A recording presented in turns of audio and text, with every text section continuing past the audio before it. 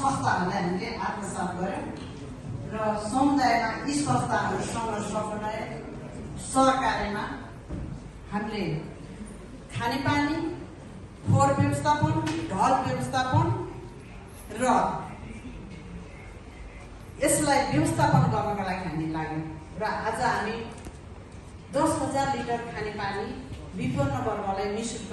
खुवाउने उपमहानगरपालिका पनि हो र यो वर्ष हामीले हाम्रो जे आन्दोलनपछि वितरणमुखी चाहिँ कार्यक्रम नगर्ने भन्ने चाहिँ परिपत्र अनुसार हामीले यो वर्ष हामी छुट्यौँ र हामी फेरि त्यसलाई निरन्तरता दोहोऱ्याउँदैछौँ। यो आँट भरोसा त्यतिखेर हामीले जन्म जतिखेर समुदायमा जो विपन्न वर्ग छ, जो पछाडि परेको छ, जो डाँडा काँडामा छ, त्यहाँको आवश्यकतालाई हामीले लिएर हामीले अगाडि बढ्यौँ र यसलाई व्यवस्थित गर्दै गयौँ र आज हामीसँग 46,000 घरधुरीमा लगभग 30,000 घरधुरीमा धारा पुगेको छ। 8,000 परिवारले निःशुल्क पानी खानु पाउनु भएको छ र त्यसलाई हामीले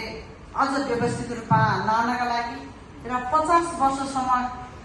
पानीको स्रोत बचाउनको लागि हामीले रणनीति तयार गरेका छौँ। एडिबीसँग मिलेर आज हामीले डिपिआर तयार गरेका छौँ जो अब कार्यान्वयन हुँदैछ। मैले यो कुरा जानकारी गराएँ र मैले अर्को थोरै कुरा के जोड्न चाहेँ भने यी सबै गर्नका लागि हामीसँग पारदर्शिताको कुरा आउँछ। त्यसको लागि चाहिँ हामीले विशेष गरी हामीसँग खानेपानी बोर्ड छ जो चाहिँ खानेपानी बोर्डसँग मिलेर नगरपालिका